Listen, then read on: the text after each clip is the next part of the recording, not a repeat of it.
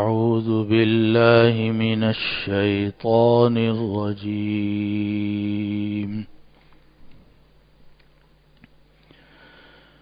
بسم الله الرحمن الرحيم.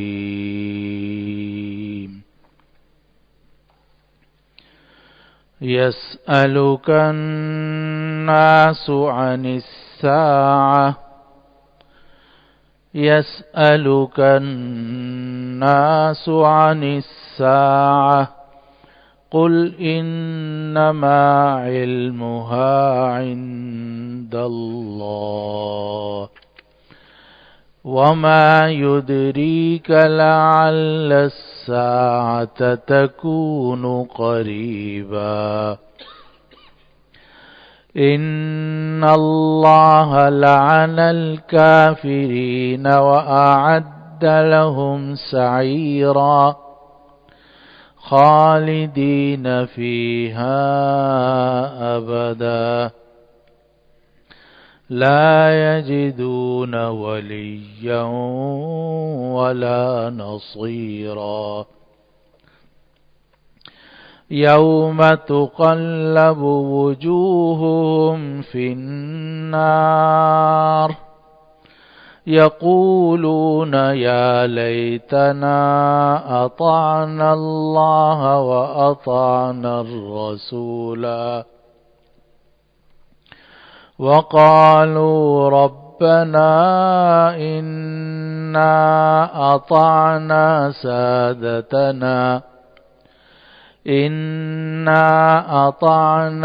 سادتنا وكبراءنا فأضلونا السبيلا ربنا آتهم ضعفين من العذاب والعنهم لعنا كبيرا يا أيها الذين آمنوا لا تكونوا كالذين آذوا موسى فبرأه الله مما قالوا وكان عند الله وجيها آمنت بالله صدق الله العظيم. یہ لوگ آپ سے قیامت کے بارے میں پوچھتے ہیں، آپ کہہ دیجئے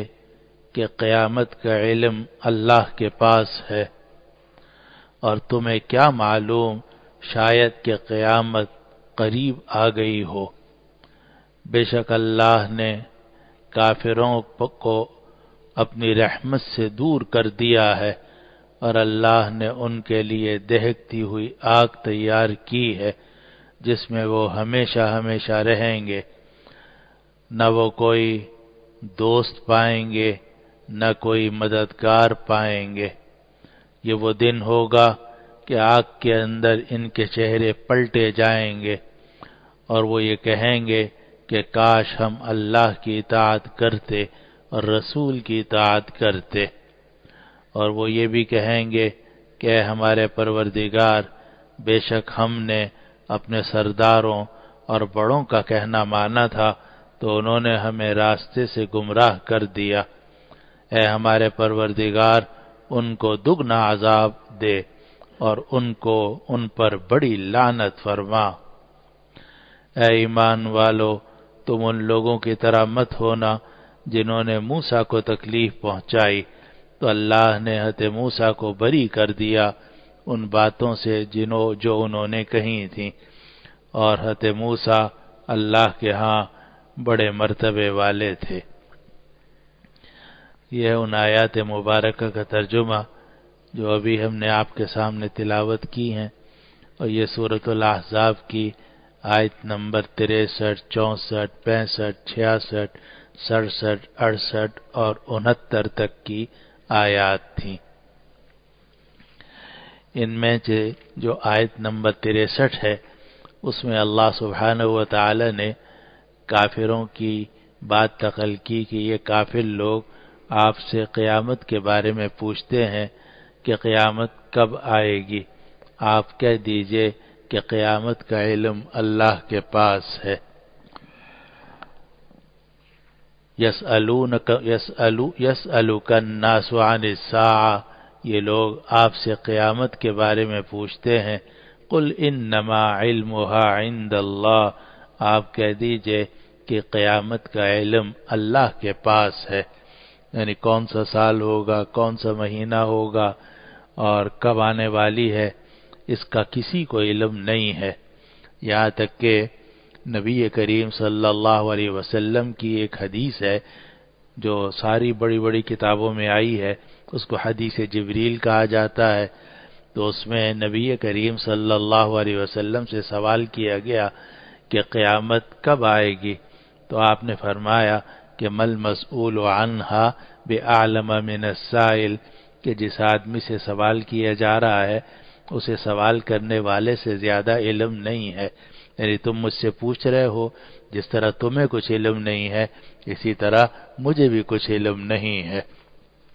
تو یہ قیامت کا علم اللہ سبحانہ و تعالی نے صرف اپنے پاس رکھا ہے،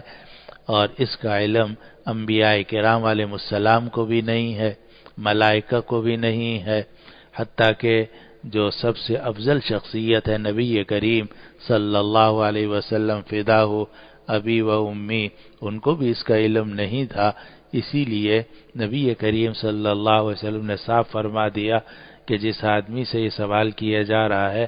اسے سوال کرنے والے سے زیادہ معلوم نہیں ہے، یعنی نہ مجھے معلوم نہ تمہیں معلوم۔ البتہ ایک حدیث میں نبی کریم صلی اللہ علیہ وسلم نے ایک مثال دی ہے اور بڑی پیاری، فرمایا کہ الا ان الدنیا مرتحلۃ والآخرۃ مقبلۃ، کہ دنیا جو ہے وہ آگے چلتی جا رہی ہے اور آخرت سامنے سے آ رہی ہے۔ الا ان الدنیا مرتحلۃ والآخرۃ مقبلۃ،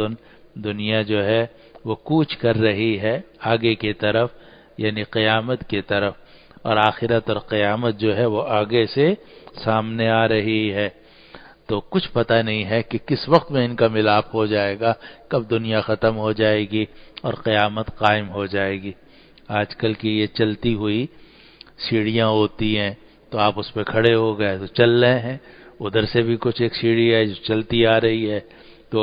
رفتار کب ہے اور کتنی ہے اور کہاں جا کر یہ دونوں ملیں گی، اللہ سبحانہ و تعالی ہی اس کو جانتے ہیں۔ قیامت کا علم نبی کریم صلی اللہ علیہ وسلم کو بھی نہیں دیا گیا،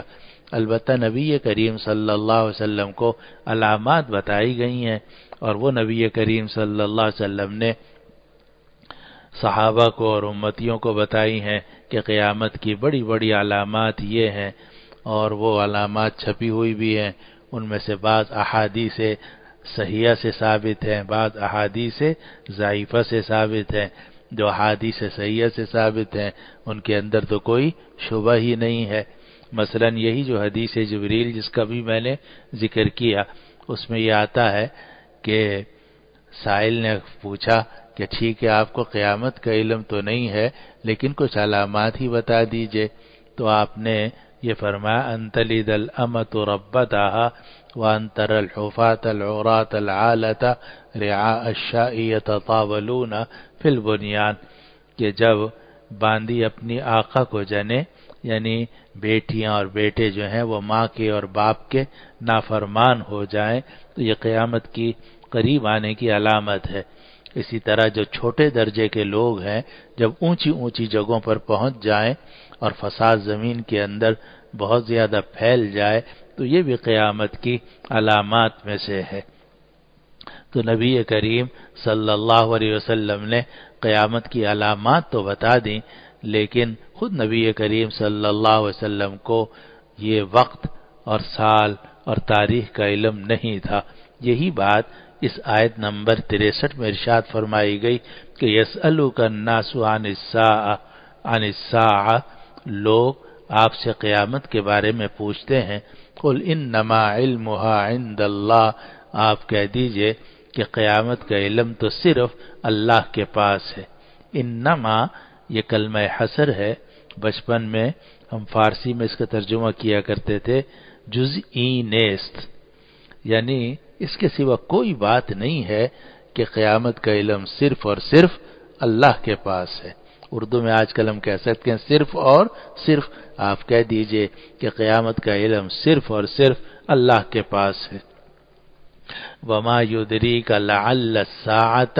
تکون قریبا، اور آپ کو کیا معلوم ہے شاید کہ قیامت قریب ہو رہی ہو۔ تو قیامت تو قریب ہوتی جا رہی ہے، مسلسل دنیا آگے جا رہی ہے، جیسے ابھی میں نے حدیث بیان کی، اور آخرت سامنے سے آگے آ رہی ہے، تو قیامت تو مسلسل ہر لمحے قیامت قریب ہو رہی ہے۔ جو وقت گزر رہا ہے ہم مسلسل قیامت کی طرف جا رہے ہیں، قیامت ہمارے قریب آ رہی ہے، اور یہ تو بڑی قیامت ہے، اور ایک چھوٹی قیامت بھی ہے جس کو نبی کریم صلی اللہ علیہ وسلم نے ایک حدیث میں ارشاد فرمایا کہ من مات فقد قامت قیامتہ، جو آدمی مر گیا اس کی قیامت تو قائم ہو ہی گئی۔ جیسے ہی مرے گا تو ظاہر دنیا تو ختم ہو گئی، عالم آخرت میں وہ داخل ہو گیا، جب داخل ہو گیا تو قیامت تو اس کی قائم ہو گئی۔ اسی لیے جو قیامت کے اثرات ہیں وہ شروع ہو جاتے ہیں، قبر میں راحت ہے تو راحت ملنی شروع ہو جاتی ہے، خدا نخواستہ عذاب ہے تو اس کا کچھ حصہ ملنا شروع ہو جاتا ہے۔ تو قیامت تو مسلسل قریب آ رہی ہے، اس کو فرمایا گیا تمہیں کیا معلوم شاید کہ قیامت قریب آ رہی ہو۔ اور یہاں طالب علموں کے لیے، ساتھیوں کے لیے یہ بھی ہے کہ لعل الساعۃ تکون قریبا، تو ساعہ مؤنث ہے تو قریبتاً ہونا چاہیے تھا، تکون قریبتاً، لیکن اس کی دو توجیحات کی گئی ہیں، اور یہ توجیحات صرف یہی نہیں ہیں بلکہ اور بھی کئی جگہوں میں قرآن مجید میں استعمال ہوئی ہیں، اور اس سے پہلے قرآن مجید کے نازل ہونے سے پہلے جو شعراء دور جاہلیت تھے، امرؤ القیس، نابغہ ذبیانی وغیرہ، تو ان کے ہاں بھی یہ ہوتا تھا کہ کبھی کبھار یہ مؤنث کی جو خبر ہے یا مؤنث کا جو ظرف ہے وہ مذکر لایا جاتا تھا، اور یہ کلام عرب کے اندر رائج ہے۔ امرؤ القیس کے اشعار میں بھی اس کا ذکر ہے، جس کو امام قرطبی رحمہ اللہ نے نقل کیا ہے۔ اور ایک توجیہ یہ کی گئی ہے کہ لعل الساعہ یہ معنی میں ہے وقت کے، کہ شاید کہ وہ وقت اب قریب آ رہا ہے۔ اور ایک توجیہ امام بخاری رحمہ اللہ نے ذکر فرمائی، جس کو حافظ ابن حجر رحمۃ اللہ علیہ نے بھی تفسیر سے ذکر کیا، وہ یہ ہے کہ یہاں تکونو تامہ ہے اور معنی ہے تقومو کے، اور قریبا جو ہے یہ اس کی خبر نہیں ہے کانا کی، بلکہ قریباً یہ ظرف ہے، اور جب ظرف بنایا جائے تو اس میں مطابقت ہونا کوئی ضروری نہیں ہوتا۔ تو لعل الساعۃ تکون قریبا، کیا پتہ کہ وہ قیامت قریب قائم ہو جائے، تو لعل الساعۃ تقوم قریبا تو گویا کانا تامہ ہوگا، تکون تامہ تقوم کے معنی میں ہوگا، اور قریباً اس سے ظرف بن جائے گا۔ یہ غربی گرامر کی چھوٹی سی بات تھی جو میں نے پڑھی تھی، میں نے کہا آگے منتقل کر دوں۔ آگے آیت نمبر 64 اور 65 میں ارشاد ہے کہ ان اللہ لعن الکافرین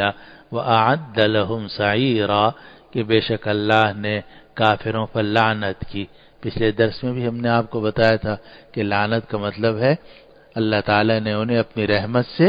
دور کر دیا ہے، ظاہر ہے، اور دور بھی کیا کر دیا ہے، خود ہی اللہ تعالیٰ کی رحمت سے دور ہو گئے۔ اللہ تعالیٰ تو اپنی رحمت کی طرف بلانا چاہتے ہیں، لوگوں کو بلاتے رہتے ہیں اور موقع دیتے رہتے ہیں کہ کسی طرح میری رحمت کے اندر آ جاؤ۔ ساری عمر گناہ کرتا رہے انسان، ایک مرتبہ سچی توبہ کر لے، اللہ تعالیٰ اپنی رحمت سے اس کو ڈھانپ لیتے ہیں، ایسے رحیم اور کریم ہے۔ لیکن انسان کسی بھی طریقے سے اگر رحمت میں آنا نہ چاہے تو پھر کیا ہے؟ قرآن مجید نے ایک جگہ میں فرمایا انلزمکموہا وانتم لہا کارہون، کیا یہ خدا کی رحمت ہم زبردستی تمہیں دے دیں جبکہ تم اس کو ناپسند کرتے ہو؟ تو جو آدمی خدا کی رحمت کو ناپسند کرتا ہو اس کو تو نہیں ملتی، لیکن اگر کوئی آدمی اللہ تعالیٰ کی رحمت کا طالب ہو، ذرا سی بھی کوشش کرے، ذرا سا اللہ تعالیٰ کی طرف بڑھے، تو اللہ تعالیٰ کی رحمت اس کو ڈھانپ لیتی ہے، یہاں تک کہ بندہ ایک بالش بڑھتا ہے اللہ تعالیٰ ایک ہاتھ بڑھتا ہے، بندہ ایک ہاتھ بڑھتا ہے اللہ تعالیٰ دو ہاتھ اس کی طرف بڑھتے ہیں، بندہ آہستہ آہستہ اللہ تعالیٰ کی طرف جاتا ہے، اللہ تعالیٰ دوڑ کر اس کی طرف جاتے ہیں، اسے اٹھا لیتے ہیں۔ تو اللہ تعالیٰ کی رحمت تو بے حساب ہے، لیکن اگر کوئی شخص اللہ تعالیٰ کی رحمت کے نیچے آنا ہی نہ چاہے اور رحمت سے نفرت کرنے لگا ہو، رحمت سے دور رہنا چاہتا ہو، تو پھر وہ ملعون ہو جاتا ہے، یعنی اللہ تعالیٰ کی رحمت سے دور ہو جاتا ہے۔ اس کو فرمایا گیا ان اللہ لعن الکافرین واعد لهم سعیرا، بے شک اللہ نے کافروں کو اپنی رحمت سے دور کر دیا، واعد لهم سعیرا، یا یوں کہہ لیجئے کہ بے شک اللہ نے کافروں کو اپنی رحمت سے محروم کر دیا۔ اور حضرت شیخ الہند نے ترجمہ کیا اللہ نے پھٹکار دیا، یہ اردو کا پرانا لفظ تھا، پھٹکار پڑ گئی، یعنی خدا کی رحمت سے دور ہو گیا۔ تو اللہ تعالیٰ نے کافروں پر لعنت کی، وَأَعَدَّ لَهُمْ سَعِيرًا، اور ان کے لیے دہکتی ہوئی آگ تیار کی، خالدین فیہا ابدا، اور وہ اس آگ کے اندر ہمیشہ رہیں گے، لا یجدون ولیا ولا نصیرا، اور نہ وہ کسی دوست کو پائیں گے نہ مددگار کو پائیں گے۔ قرآن نے دو چیزوں کی نفی کی کہ ان کا کوئی دوست بھی نہیں ہوگا، کیونکہ آخرت کا عذاب اللہ پناہ میں رکھے ایسا ہے کہ وہاں کوئی دوست کسی دوست کے قریب بھی نہیں ہوگا بھی تو ایک دوست کو اپنی حالت اتنی پریشان کن ہوگی کہ اس کو دوسرے کی طرف دیکھنے کا موقع نہیں ملے گا، اور کوئی دوست دوسرے دوست کے کام نہیں آئے گا۔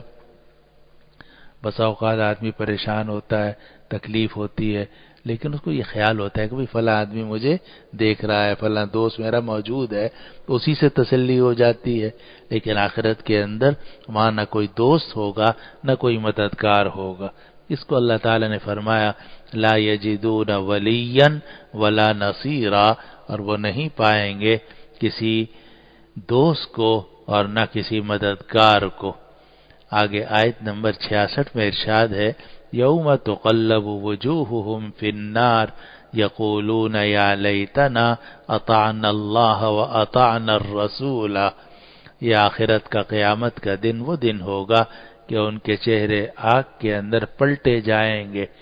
یقولون یا لیتنا، اور وہ یہ کہیں گے کہ ہائے کاش، اطعنا اللہ واطعنا الرسول، کہ ہم اللہ کی اطاعت کرتے اور رسول کی اطاعت کرتے۔ یعنی کافر جو ہیں وہ اس وقت میں تمنا کریں گے جب آخرت کا عذاب ہوگا اور آخرت کے عذاب میں الٹے پلٹے جائیں گے، اس وقت میں وہ یہ کہیں گے کہ یا لیتنا اطعنا اللہ واطعنا الرسول، کہ کاش ہم اللہ کی اطاعت کرتے اور رسول کی اطاعت کرتے۔ لیکن آپ جانتے ہیں کہ اس وقت میں اس تمنا کا، خواہش کا کوئی فائدہ نہیں ہوگا۔ ابھی میں نے ایک حدیث آپ کو سنائی تھی نا کہ دنیا کوچ کر رہی ہے، چلی جا رہی ہے اور آخرت سامنے سے آ رہی ہے۔ اسی حدیث کے اندر آگے ایک اور لفظ بھی ہے، اس میں فرمایا گیا کہ فَكُونُوا مِنْ أَبْنَاءِ الْآخِرَةِ وَلَا تَكُونُوا مِنْ أَبْنَاءِ الدُّنْيَا، تم آخرت کے بیٹے بنو، دنیا کے بیٹے مت بنو۔ تم آخرت کے بیٹے بنو، دنیا کے بیٹے مت بنو۔ اور آگے فرمایا فَإِنَّ الْيَوْمَ عَمَلٌ وَلَا حِسَابٌ وَغَدًا حِسَابٌ وَلَا عَمَلٌ، کیونکہ آج کے دن عمل ہے، کوئی حساب نہیں دینا، اور کل جب آئے گی تو حساب ہی حساب ہوگا، عمل کچھ نہیں ہو سکے گا۔ تو یہ دنیا ہے، اس میں اللہ تعالیٰ نے پوری مہلت دی ہوئی ہے کہ جو بھی آپ عمل کرنا چاہیں کر سکتے ہیں، اچھا وہ آپ ہی کے کام آئے گا، اور کوئی حساب کتاب فی الحال نہیں ہے۔ اور جو اگلا قیامت کا دن آنے والا ہے اس میں حساب ہی حساب ہوگا، وہاں عمل کرنے کی کوئی گنجائش نہیں ہوگی۔ تو کافر جب یہ کہیں گے کہ یا لیتنا اطعنا اللہ واطعنا الرسول،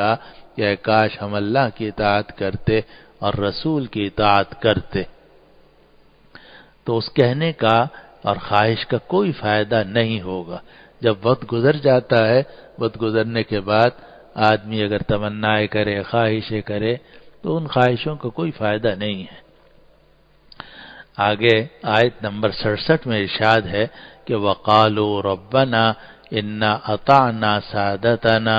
وَكُبَرَاءَنَا فَأَضَلُّونَا السَّبِيلَ، اور آگے آیت نمبر 68 میں ارشاد ہے رَبَّنَا آتِهِمْ ضِعْفَيْنِ مِنَ الْعَذَابِ وَالْعَنْهُمْ لَعْنًا كَبِيرًا۔ اور طالب علم ساتھیوں کے لیے ایک اور بات بھی عرض کر دیتا ہوں، یہاں وَأَطَعْنَا الرَّسُولَ الف کے ساتھ ہے، اسی طرح فَأَضَلُّونَا السَّبِيلَ الف کے ساتھ ہے، تو یہ الف فواصل کا کہلاتا ہے، تو ورنہ عام حالات میں الف کی ضرورت نہیں ہوتی، لیکن آیت میں الف بڑھایا جاتا ہے، اور یہ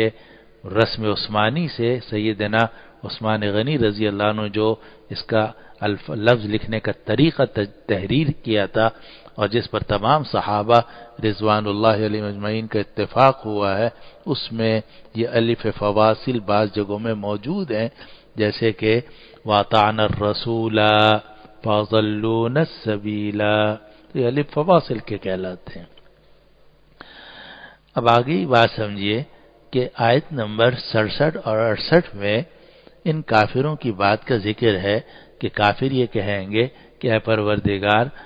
ہم نے جو غلطی کی یا گناہ کیے یا کفر اور شرک کو اختیار کیا اور آپ کی رحمت سے دور ہوئے، تو اس کی وجہ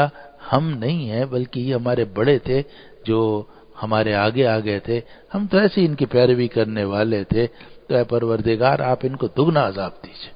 کیونکہ یہ ہمیں اس جہنم میں پہنچانے کا ذریعہ بنے ہیں۔ تو یہ بات قرآن مجید نے یہاں ذکر کی اور فرمایا وَقَالُوا رَبَّنَا إِنَّا أَطَعْنَا سَادَتَنَا وَكُبَرَاءَنَا، اور یہ جہنمی کہیں گے کہ اے ہمارے پروردگار، بے شک ہم نے تو اطاعت کی تھی، یعنی کہنا مانا تھا سادتنا اپنے سرداروں کا، وَكُبَرَاءَنَا اور اپنے بڑوں کا، فَأَضَلُّونَا السَّبِيلَ اور ان سب نے ہمیں راستے سے گمراہ کیا تھا، انہوں نے ہمیں راستے سے بچلایا تھا۔ ربنا آتہم ضعفین من العذاب، اے ہمارے پروردگار ان ہمارے بڑوں کو، سرداروں کو اور گمراہ کرنے والوں کو، ان کو دگنا عذاب دے۔ ربنا آتہم ضعفین من العذاب، اے ہمارے پروردگار ان کو دگنا عذاب دے، وَلْعَنْهُمْ لَعْنًا كَبِيرًا اور ان پر بہت بڑی لعنت فرما، یعنی ہم تو ہیں خدا آپ کی رحمت سے دور اور جہنم میں، لیکن ان کو ہم سے دگنا عذاب عطا فرما۔ یہ کافر کہیں گے حق سبحانہ و تعالیٰ کے لیے کہ ربنا، اے ہمارے پروردگار ان بڑوں نے ہمیں گمراہ کیا تھا۔ یہاں قرآن مجید نے آگے کوئی بات ذکر نہیں کی، لیکن یہی بات جو ہے سورۃ الاعراف میں بھی آئی ہے اور آگے سورۃ السبا میں بھی آنے والی ہے، اور سورۃ الاعراف میں اور سورۃ السبا میں یہ بات ہے کہ جب جہنم میں پہنچیں گے تو ہر شخص اپنی ذمہ داری دوسرے کے اوپر ڈالے گا، اور یہ انسان کی فطرت ہوتی ہے کہ جب کامیابی ہوتی ہے تو ہر شخص کریڈٹ خود لینے کی کوشش کرتا ہے، اور جب ناکامی ہوتی ہے تو ہر شخص جو ہے ناکامی کی ذمہ داری دوسرے کے اوپر ڈالتا ہے۔ تو یہ جو انسان کی عادت ہے یہ آخرت کے اندر بھی یہی ہوگی۔ تو یہ جو لوگ جہنم میں جائیں گے تو یہ کہیں گے کہ جی ہماری تو کوئی اتنی غلطی نہیں ہے، اصل غلطی جو ہے وہ ہمارے سے آگے لوگوں کی تھی، ہم تو ان کو دیکھ دیکھ کے چلتے رہے، وہ بتوں کو سجدہ کرتے رہے، ہم بھی کرتے رہے، وہ جناب قتل، شراب، زنا اور حقوق العباد کی پامالی کرتے رہے، ہم بھی کرتے رہے۔ تو سورۃ الاعراف میں بھی فرمایا گیا، اور یہاں بھی سورۃ الاحزاب کی آیت نمبر 68 میں اور آگے سورۃ السبا میں بھی پورا مکالمہ آنے والا ہے۔ تو یہاں یہ فرمایا، یہاں یہ ان کا قول نقل کیا گیا کہ اے پروردگار ان کو دگنا عذاب دیجئے، وَلْعَنْهُمْ لَعْنًا كَبِيرًا اور ان پر بھاری لعنت کیجئے، بڑی لعنت کیجئے۔ لیکن سورۃ الاعراف میں آگے یہ بھی ہے کہ جب یہ لوگ کہیں گے تو اللہ تعالی جواب میں فرمائیں گے قال لکل ضعف ولکن لا تعلمون، لکل ضعف ولکن لا تعلمون، کہ ہر ایک کوئی دگنا چوگنا عذاب ہے لیکن تم جانتے نہیں ہو۔ ہر ایک کے لیے دگنا اور چوگنا عذاب ہے اور لیکن تم جانتے نہیں ہو، یعنی تم تو اپنی مصیبت میں گرفتار ہو اور سمجھتے ہو کہ جناب ان کو دگنا عذاب ہونا چاہیے، اور ان کو جو عذاب ہو رہا ہے تو وہ بھی کچھ کم نہیں ہے، وہ بھی دگنا چوگنا ہے۔ اللہ تعالی ہم سب کو آخرت کے عذاب سے محفوظ رکھے۔ اللہ تعالی نے ساری چیزیں کھول کھول کر بیان کر دی تاکہ آخرت میں پہنچ کے کوئی یہ نہ کہہ سکے جی ہمیں پتہ نہیں تھا۔ تو اللہ تعالی نے یہاں یہ بات بیان کر دی کہ وہاں پہنچ کر لوگ ایک دوسرے کے اوپر ڈالیں گے اور عذاب میں گرفتار ہوں گے تو وہ سمجھیں گے کہ ہمیں شاید کم ہو رہا ہو، دوسروں کو زیادہ ہونا چاہیے، لیکن حقیقت میں ہر شخص کو اتنا عذاب ہوگا کہ جس کی کوئی سہار دنیا میں نہیں ہو سکتی۔ البتہ سورۃ النحل کی آیت سے یہ بات معلوم ہوتی ہے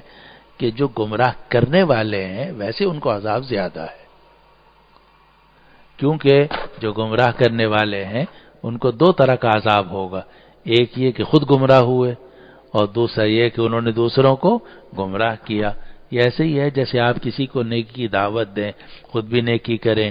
آپ نمازی ہیں دوسروں کو بھی آپ نے نمازی بنا دیا تو آپ کو اپنی نماز کا بھی ثواب ملے گا، اور جو لوگ آپ کی وجہ سے نیکی کے راستے پر آئے ہیں تو ان کا ثواب بھی آپ کے نامہ اعمال میں درج کر دیا جائے گا۔ بالکل اسی طریقے سے اگر کوئی دوسرے کو گمراہ کرے یا گناہوں میں مبتلا کرے تو جو گناہ میں مبتلا ہوا ہے اس کو تو عذاب اکہرا ہے، لیکن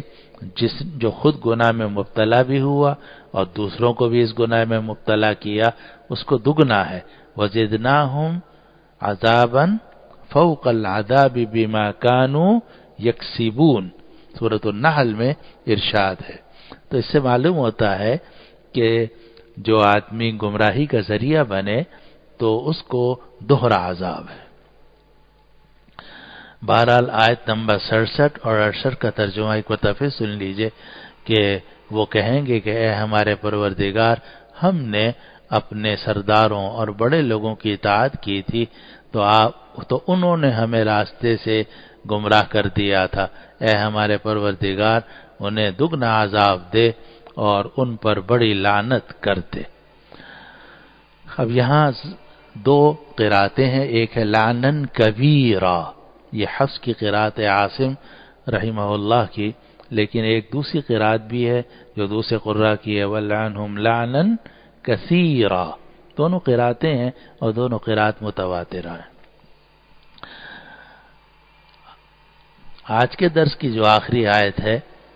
اس کا ترجمہ یہ ہے کہ یا ایھا الذین آمنوا لا تکونوا کالذین آذوا موسیٰ، اے ایمان والو ان لوگوں کی طرح مت ہو جانا جنہوں نے موسیٰ کو تکلیفیں پہنچائیں، جنہوں نے موسیٰ علیہ السلام کو تکلیفیں دی۔ فبرأہ اللہ مما قالوا، تو اللہ نے موسیٰ کو بری کر دیا ان سب باتوں سے جو ان تکلیف پہنچانے والوں نے کہی تھی۔ وَكَانَ عِندَ اللَّهِ وَجِيهًا، اور وہ اللہ کے ہاں بڑے مرتبے والے تھے۔ عجیب آیت ہے، وَكَانَ عِندَ اللَّهِ وَجِيهًا، اور حضرت موسیٰ اللہ کے ہاں بڑے مرتبے والے تھے۔ اور پیچھے آپ کو یاد ہوگا 2-3 درس پہلے آیت گزری ہے کہ ان الذین یؤذون اللہ ورسولہ لعنہم اللہ فی الدنیا والآخرہ واعد لہم عذابا مہینا، جو اللہ رسول کو تکلیفیں پہنچاتے ہیں تو اللہ نے ان کے لیے دردناک عذاب تیار کر دیا ہے اور ان کو اپنی رحمت سے دور کر دیا ہے۔ تو اللہ رسول کو تکلیف پہنچانا یہ بڑی خطرناک بات ہے، خاص طور پر کسی نبی کو، ویسے بھی کسی مسلمان کو آپ تکلیف پہنچائیں گناہ کبیرہ ہے، کسی ولی اللہ کو تکلیف پہنچائیں اور زیادہ گناہ کبیرہ ہے، اور نبی علیہ الصلاۃ والسلام کی شان میں گستاخی کی جائے، اعاذنا اللہ من ذلک، تو اس گناہ کا تو کوئی اندازہ کرنا ہی مشکل ہے، کفر تک بات پہنچ جاتی ہے، ملعون ہے، لعنہم اللہ فی الدنیا والآخرہ واعد لہم عذابا مہینا۔ اور ہر دور کے اندر کچھ لوگ ہوتے ہیں کہ جو انبیاء کرام علیہ السلام کی شان میں گستاخی کرتے رہتے ہیں۔ ہمیں تو حکم یہ ہے کہ نبی کریم صلی اللہ علیہ وسلم پر درود بھیجو، ہم تو صبح شام درود بھیجتے ہیں، کوئی نماز ہماری ایسی نہیں ہوتی کہ جس میں ہم نبی کریم صلی اللہ علیہ وسلم پر درود نہ بھیجتے ہوں اور آپ کے لیے دعا نہ کرتے ہوں، کوئی اذان ایسی نہیں ہوتی جس میں ہم اشہد ان محمد الرسول اللہ اور پھر بعد میں اللہم رب ہذہ الدعوۃ التامہ والصلاۃ القائمہ یہ دعا نہ کرتے ہوں۔ اور یہ جو ظالم لوگ ہیں جو اپنے آخرت کو تباہ کرتے ہیں، دنیا کو بھی تباہ کرتے ہیں، یہ اللہ رسول کی شان میں گستاخیاں کرتے ہیں۔ تو حضرت موسیٰ علیہ السلام کی شان میں بھی لوگوں نے بڑی گستاخی کی، اور یہ جو آیت میں نے پڑھی ہے نا کہ اے ایمان والو ان لوگوں کی طرح مت ہو جاؤ کہ جنہوں نے موسیٰ کو تکلیفیں پہنچائیں اور موسیٰ کو بری کر دیا اللہ نے ان سب باتوں سے جو انہوں نے کہی تھیں،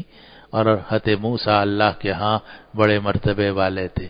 اس کے پس منظر میں ایک واقعہ خود نقل کیا ہے جناب رسول اللہ صلی اللہ علیہ وسلم نے، جو صحیح بخاری میں بھی ہے اور حدیث کی تمام اہم کتابوں میں ہے، اور حدیث صحیح ہے بالکل۔ اور وہ واقعہ خود نبی کریم صلی اللہ علیہ وسلم نے سنایا، اور پھر اس کے بعد ہی فرمایا کہ یہی مطلب ہے اس آیت کا، سورۃ الاحزاب کی آیت نمبر 69 کا، کہ ایمان والو ان لوگوں کی طرح مت ہو جانا جنہوں نے موسیٰ کو تکلیف پہنچائی تھی۔ اور پھر واقعہ یہ سنایا کہ ان موسیٰ کان رجلا حییا ستیرا، کہتے موسیٰ علیہ السلام بہت حیا کرنے والے تھے اور پردے کا خیال کرنے والے تھے، چنانچہ وہ لا یرا من جلدہ شیء، تو ان کے جو سطر تھا وہ چھپا رہتا تھا اور سطر وہ کھولتے نہیں تھے حضرت موسیٰ علیہ السلام۔ اور یہ جو بنو اسرائیل تھے ان کے ہاں قصہ یہ تھا کہ ایک دوسرے کے سامنے وہ ننگے ہو جاتے تھے، پیشاب وغیرہ بھی ایک دوسرے کے سامنے کر لیتے تھے، اور نہاتے تھے تو بالکل ننگے ہو کے نہاتے تھے اور ایک دوسرے کو دیکھتے تھے۔ یہ طریقہ تھا بنو اسرائیل کے لوگوں کا، کافروں کا۔ اور حضرت موسیٰ علیہ السلام ظاہر ہے کہ نبی تھے، اور انبیاء کرام علیہ السلام اپنے سطر کا اہتمام فرماتے ہیں، پیٹ ناف سے لے کر اور گھٹنے تک کا جو حصہ ہے مردوں کے لیے یہ ظاہر کرنے کی اجازت نہیں ہے۔ تو حضرت موسیٰ علیہ السلام جو تھے وہ کبھی بھی برہنہ ہو کر نہیں نہایا کرتے تھے۔ تو یہ جو بنو اسرائیل تھے وہ حضرت موسیٰ علیہ السلام کی شان میں گستاخی کرتے تھے اور کہتے تھے کہ یہ جو موسیٰ علیہ السلام اتنی شرم کرتے ہیں اور جناب ننگے ہو کر ہم سب کے سامنے نہیں نہاتے، ان کو کوئی اندرونی بیماری ہے جس کی وجہ سے یہ اتنا پردے کا اہتمام کرتے ہیں۔ ایسا معلوم ہوتا ہے کہ کوئی مردانہ ان کو کمزوری ہے یا کوئی اور بات ہے۔ اور تقریباً یہی باتیں وہ ہوتی ہیں جو بعض لوگ کہتے ہیں کہ جی ہمیں تو شہوت ہوتی ہے اور جناب یہ نیک لوگوں کو تو شہوت نہیں ہوتی ہوگی، حالانکہ بھوک ہے، پیاس ہے، شہوت ہے، یہ تو ہر آدمی کے ساتھ ہے، حتیٰ کہ کتنا ہی نیک سے نیک آدمی کیوں نہ ہو، بھوک تو اس کو بھی لگے گی، پیشاب کا تقاضا تو اس کو بھی ہوگا، اور جو شہوت ہے وہ بھی اس کو ضرور ہوگی، اور جتنا صحت مند آدمی ہوگا اتنا ہی یہ چیزیں پورے کمال کے ساتھ ہوں گی۔ اور انبیاء کرام علیہ السلام جو ہیں وہ کامل درجے کے انسان ہوتے ہیں، جسمانی طور سے بھی اور اخلاقی طور سے بھی۔ تو انبیاء کرام علیہ السلام میں سے کوئی بھی نامرد نہیں ہوتا، کوئی بھی معذور نہیں ہوتا، بلکہ اپنے جسم کے تمام اعضاء کے اعتبار سے مکمل صاف ستھرا اور مثالی انسان ہوتا ہے۔ تو حضرت موسیٰ علیہ السلام جو تھے وہ بھی ایک مثالی انسان تھے، لیکن کافر یہ کہتے تھے کہ یہ جو موسیٰ علیہ السلام سب کے سامنے ننگے نہیں ہوتے تو اس کی وجہ شاید یہ ہے کہ ان کو کوئی بیماری ہے، ان کے خصیتین شاید پھولے ہوئے ہیں، یا اور اس طرح کی کوئی بات کہتے تھے۔ تو ایک دن عجیب واقعہ ہوا جو نبی کریم صلی اللہ علیہ وسلم سنا ہے، فرمایا کہتے موسیٰ علیہ السلام ایک تالاب میں اترے نہانے کے لیے، دور دور تک کوئی نہیں تھا، اور حضرت موسیٰ علیہ السلام کی عادت یہ تھی کہ جب پانی میں ان کا جسم چلا جاتا تھا اس کے بعد وہ اپنا کپڑا کھولتے تھے، تو کپڑا کھول کے انہوں نے قریب کا پتھر تھا کنارے پر اس پہ رکھا اور خود نہانے اتر گئے، جسم پر کوئی اور چیز اب نہیں تھی، چادر ہی تھی، وہ چادر انہوں نے اٹھا کے رکھ دی۔ جب موسیٰ علیہ السلام نہا کے باہر نکلے تو پتھر آگے آگے اور حضرت موسیٰ علیہ السلام پیچھے پیچھے، پتھر جو ہے وہ حضرت موسیٰ علیہ السلام کے کپڑے لے کے بھاگ گیا۔ اب حضرت موسیٰ علیہ السلام دیکھ رہے ہیں کہ پتھر ہے اور وہ جناب کپڑے لے کے چلا جا رہا ہے۔ اب حضرت موسیٰ علیہ السلام بڑے پریشان کہ بھئی میرے کپڑے اور یہ پتھر اول تو جا رہا ہے، کہاں جا رہا ہے اور میں کس حالت میں نکلوں؟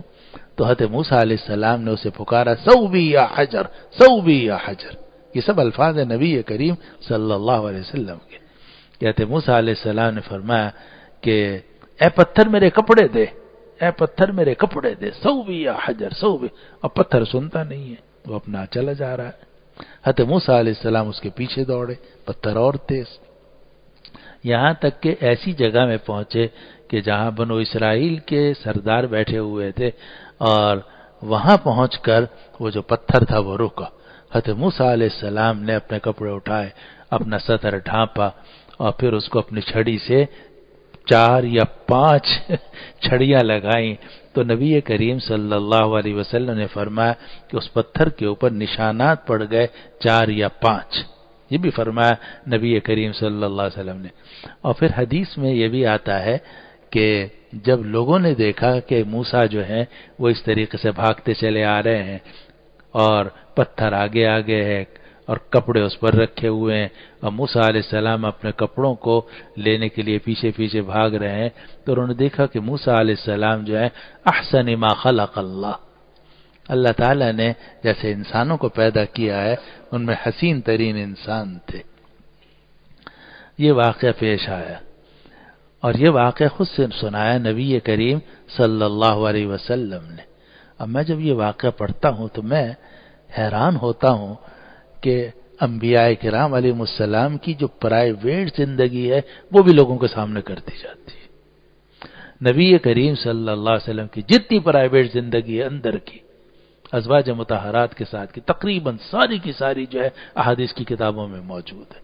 اس لیے کہ نبی جو ہے ایک کامل انسان ہوتا ہے اوپر سے لے کر نیچے تک، اس کی ظاہری زندگی، اس کی اندر کی زندگی، اس میں صدق ہی صدق ہوتا ہے، سچائی ہی سچائی ہوتی ہے، اس کی کوئی چیز چھپی بھی نہیں ہوتی۔ ہم تو کچھ باہر ہیں کچھ اندر ہیں، بلکہ اندر زیادہ ہیں باہر کم ہیں، لیکن انبیاء کرام علیہ السلام جو بالکل کھلے ہیں، ان کی پوری زندگی سامنے ہوتی ہے۔ اور حضرت موسیٰ علیہ السلام کے ساتھ یہ اتنا بڑا واقعہ پیش آیا، لیکن اللہ سبحانہ و تعالی یہ دکھانا چاہتے تھے کہ یہ جو نیکی کی بات کرتے ہیں یا زنا سے روکتے ہیں یا حیا کی بات کرتے ہیں، شرم کی، یہ اس وجہ سے نہیں کہ ان کو شہوت نہیں ہوتی یا ان کے اندر قوت رجولیت میں کوئی کمی ہے یا مرد ہونے میں کوئی کمی ہے، یہ تم سے بہتر ہیں، لیکن اس کے باوجود پھر بھی اللہ سبحانہ و تعالی کے حکم کے مطابق یہ حیا کا اور شرم کا خیال رکھتے ہیں۔ قرآن نے یہ واقعہ ذکر کیا اور دیکھیے واقعہ عجیب ہے یہ، اور حتی دیکھا جائے تو کسی بھی آدمی کے کپڑے اتار دینا کوئی معمولی بات تو نہیں ہے، بہت بڑی بات ہے یہ، اور اللہ تعالی نے اس کو ذکر کیا قرآن مجید کے اندر، نبی کریم صلی اللہ علیہ وسلم نے پوری تفصیل ذکر فرمائی۔ قرآن یہ کہتا ہے کہ یا ایھا الذین آمنوا لا تکونوا کالذین آذوا موسیٰ، اے ایمان والو ان لوگوں کی طرح مت ہو جانا جنہوں نے موسیٰ کو تکلیف پہنچائی تھی، موسیٰ کے شان میں گستاخیاں کی تھی، موسیٰ علیہ السلام کو پر طرح طرح کے الزامات لگائے تھے، موسیٰ علیہ السلام کا مذاق اڑایا تھا، ان لوگوں کی طرح مت ہو جانا۔ فبرأہ اللہ مما قالوا، اللہ نے موسیٰ کو بری کر دیا ان سب باتوں سے جو وہ کہہ رہے تھے۔ وہ کہتے تھے کہ شاید ان کو یہ مرد نہیں ہے، شاید ان کو شہوت نہیں ہوتی ہوگی، یہ جو نیکی کی باتیں کرتے ہیں اس لیے کرتے ہیں کہ ان کو پتہ نہیں ہے، اس طرح کی جو باتیں تھی سب ختم ہو گئی۔ آگے جو قرآن نے جملہ کہا وہ بڑا پیارا ہے، اے ایمان والو مت ان لوگوں کی طرح ہونا جنہوں نے موسیٰ کو تکلیف پہنچائی اور اللہ نے موسیٰ کو بری کر دیا ان سب باتوں سے جو وہ کہہ رہے تھے۔ وَكَانَ عِندَ اللَّهِ وَجِيهًا، اور موسیٰ اللہ کے ہاں بڑے وجاہت والے تھے، بڑے مرتبے والے تھے۔ موسیٰ اللہ کے ہاں بڑے مرتبے والے تھے، یعنی واقعہ دیکھنے میں ایسا لگتا ہے کہ جیسا تھے موسیٰ علیہ السلام کی شان میں شاید کچھ کمی ہو گئی۔ ارے تمہارے ذہنوں میں کچھ کجی ہو تو ہو، تمہارے ذہنوں میں کوئی کمی ہو تو ہو، لیکن حضرت موسیٰ علیہ السلام اللہ کے ہاں بہت وجاہت والے تھے۔ اور وجی اس شخص کو کہا جاتا ہے کہ جس کی دوسرے کے ہاں بڑی قدر و منزلت ہو، ایسی قدر و منزلت ہو کہ اس کی کسی بات کا انکار نہ کرتے ہوں۔ چنانچہ حضرت موسیٰ علیہ السلام کو اللہ تعالیٰ نے یہ نعمت عطا فرمائی تھی، جو ان کے منہ سے نکل جاتا تھا اور جو وہ دعا کرتے تھے فوراً قبول ہو جاتی تھی۔ اللہ کے ہاں ان کا بڑا مقام تھا، اللہ تعالیٰ کے ہاں ان کا بڑا مقام تھا، اور یہ مقام اتنا بڑا تھا، لیکن اس کے باوجود دین کی حفاظت کے لیے اور لوگوں کو بتانے کے لیے کہ دیکھو یہ جو انبیاء کرام علیہ السلام نیکی کی بات کرتے ہیں، اس کی وجہ یہ نہیں کہ ان کو شہوت نہیں ہوتی یا یہ انسان نہیں ہے، ان کو بھوک نہیں لگتی، پیاس نہیں، جو تمہارے ساتھ مسائل ہیں وہ انبیاء کرام علیہ السلام کے ساتھ بھی مسائل ہیں، لیکن انبیاء کرام علیہ السلام اپنے نفس پر کنٹرول رکھتے ہیں۔ تو فرمایا کہ ایمان والو ان لوگوں کی طرح مت ہو جانا جنہوں نے موسیٰ کو تکلیف پہنچائی، پھر اللہ نے ان کو بری کر دیا، موسیٰ کو بری کر دیا ان سب باتوں سے جو لوگوں نے کہی تھی۔ وَكَانَ عِندَ اللَّهِ وَجِيهًا، اور موسیٰ اللہ کے ہاں بڑے مرتبے والے، ایسے مرتبے والے تھے کہ حضرت موسیٰ علیہ السلام نے ایک بات کہی جو آج تک کسی اور نے نہیں کہی تھی، اللہ تعالیٰ نے فوراً قبول کر لی۔ حضرت موسیٰ علیہ السلام نے دعا کی کہ یا اللہ میرے بھائی کو بھی نبی بنا دیجیے۔ اللہ تعالیٰ نے کہا ٹھیک ہے، تمہارے بھائی کو نبی بنا دے۔ حالانکہ نبی بنانا کوئی معمولی بات ہے، نبی بنانا کوئی معمولی بات ہے، اسی لیے مفسرین نے لکھا کہ دنیا میں یہ سب سے بڑی سفارش تھی جو کبھی کی گئی ہو۔ کسی انسان کی سب سے بڑی سفارش یہ ہو سکتی ہے کہ اللہ تعالیٰ سے سفارش کی جائے اللہ اس کو نبی بنا دے، اور حضرت موسیٰ علیہ السلام نے سفارش کی اور سفارش فوراً قبول ہو گئی، اس لیے کہ موسیٰ علیہ السلام اللہ کے ہاں بڑے مرتبے والے تھے۔ وَكَانَ عِندَ اللَّهِ وَجِيهًا، موسیٰ اللہ کے ہاں بڑے مرتبے والے تھے۔ اور میرے دوستو بزرگوں، اس واقعے سے ایک بہت بڑا سبق بھی ملتا ہے۔ بسا اوقات کسی آدمی کے کپڑے اتر جاتے ہیں لیکن اللہ کے ہاں اس کا مقام بہت اونچا ہوتا ہے۔ آپ ظاہری حالات پہ مت جایا کرو۔ ایک حدیث میں نبی کریم صلی اللہ علیہ وسلم کا ارشاد ہے، رب اشعث اغبر مدفوع بالابواب، بعض لوگ ہوتے ہیں ان کے بال بکھرے ہوئے ہوتے ہیں، یعنی ان کے پاس اتنا بھی نہیں کہ تیل ویل لگا لیں، کنگھی کر لیں، بالوں کو سیٹ کر لیں، اغبارہ غبار آلودہ ہوتے ہیں، صفائی ستھرائی کے بھی اتنے پیسے نہیں ہوتے، مدفوع بالابواب، اور دروازوں سے ان کو دھکا دے دیا جاتا ہے، کوئی اپنے گھر میں بھی ان کو آنے کی اجازت نہیں دیتا۔ لیکن لو اقسم علی اللہ لابر، لیکن اللہ کے ہاں ان کا ایسا مقام ہوتا ہے کہ اگر وہ اللہ پر قسم کھا لیں کہ اللہ یہ کرے گا، لابر، اللہ تعالیٰ ان کی قسم کو پورا کر کے چھوڑتا۔ اس لیے کسی کی ظاہری حالت دیکھ کر کہ یہ فقیر ہے، مسکین ہے،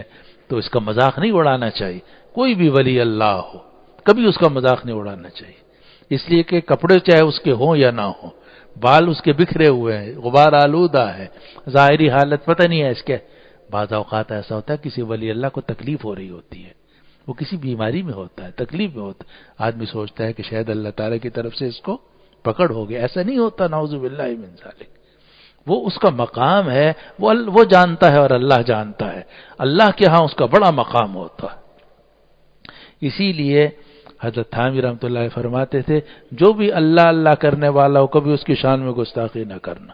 اور فرمایا کہ الحمدللہ میں نے بھی کبھی کسی اللہ اللہ کہنے والے کی شان میں کبھی گستاخی نہیں کی۔ اور ایک حدیث میں عجیب حدیث آتی ہے، ایک حدیث میں ہے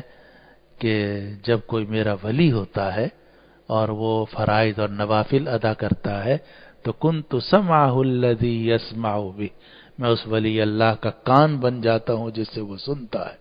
وبصرہ الذی یبصر بہ، اس کی نگاہ بن جاتا ہوں جس سے وہ دیکھتا ہے، ویدہ التی یبطش بہا، اور میں اس ولی اللہ کا ہاتھ بن جاتا ہوں جس سے وہ پکڑتا ہے، ورجلہ التی یمشی بہا، اور میں اس کا پاؤں بن جاتا ہوں جس سے وہ چلتا ہے۔ اور آگے فرمایا من عادى لی ولیا فقد آذنتہ بالحرب،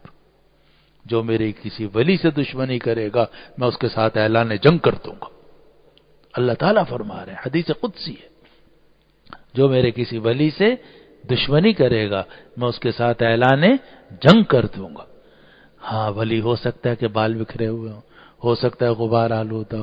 ہو سکتا ہے کپڑے بھی آپ کے پاس پورے نہ ہو، آپ نے بڑا شاندار ڈریس پہنا ہوا ہے نیکوں والا، ہو سکتا ہے اس بیچارے کے پاس اتنا شاندار ڈریس بھی نہ ہو، سیدھا سادہ وہ کہیں ہو، لیکن اللہ کا ولی ہو، اور اگر اس کے ساتھ آپ دشمنی کرو گے، اس کا مذاق اڑاؤ گے، اس کا انجام بڑا خطرناک ہوتا ہے۔ تو حضرت موسیٰ علیہ السلام کا واقعہ قرآن نے ذکر کیا، اور پھر آخر میں فرمایا وَكَانَ عِندَ اللَّهِ وَجِيهًا، کہ موسیٰ اللہ کے ہاں بڑے مرتبے والے تھے۔ ٹھیک ہے ہم نے ان کے ساتھ یہ معاملہ کیا امت کو دکھانے کے لیے اور لوگوں کو دکھانے کے لیے، لیکن کان عند اللہ وجیہا، اللہ کے ہاں وہ بڑے مرتبے والے تھے۔ آیت کا ترجمہ پھر سے سن لیجئے، اے ایمان والو ان لوگوں کی طرح مت ہو جانا جنہوں نے موسیٰ کو تکلیف پہنچائی، پھر موسیٰ کو اللہ نے بری کر دیا ان سب باتوں سے جو انہوں نے کہی تھی، اور موسیٰ اللہ کے ہاں بڑے مرتبے والے تھے۔ وآخر دعوانا الحمدللہ، ٹائم ہے دعا کا؟ الحمدللہ رب العالمین والعاقبۃ للمتقین والصلاة والسلام علی سیدنا وشفیعنا ومولانا محمد وعلی آلہ واصحابہ اجمعین۔ یا اللہ ہمارے گناہوں کو معاف فرما، ہمارے اس بیٹھنے کو اپنی بارگاہ میں قبول فرما۔ یا اللہ ہمیں انبیاء کرام علیہ السلام کی سنتوں پر اور نقش قدم پر چلنے کی توفیق عطا فرما۔ یا اللہ ہماری دنیا بھی اچھی کر دے، آخرت بھی اچھی کر دے۔ یا اللہ ہمیں قرآن مجید کی تلاوت کرنے والا بنا دیجئے، قرآن مجید کو سمجھنے والا بنا دیجئے۔ یا اللہ ہمیں دین کی خدمت کرنے والوں میں شامل فرما دیجئے۔ یا اللہ جو بے روزگار ہیں ان کو حلال روزگار عطا فرما، جو مقروض ہیں قرض سے نجات عطا فرما۔ یا اللہ بیماروں کو شفا عطا فرما، جو بے اولاد ہیں یا اللہ اپنے فضل و کرم سے ان کو اولاد صالح نرینہ عطا فرما۔ جو بے گھر ہیں یا اللہ ان کو ذاتی گھر عطا فرما۔ یا اللہ جو پریشان ہیں ان کی پریشانیاں دور فرما۔ سبحان ربک رب العزة عما يصفون وسلام على المرسلين وصلى الله وسلم وبارك على حبيبنا وسيدنا وشفيعنا ومولانا محمد وعلى آله وأصحابه أجمعين برحمتك يا أرحم الراحمين۔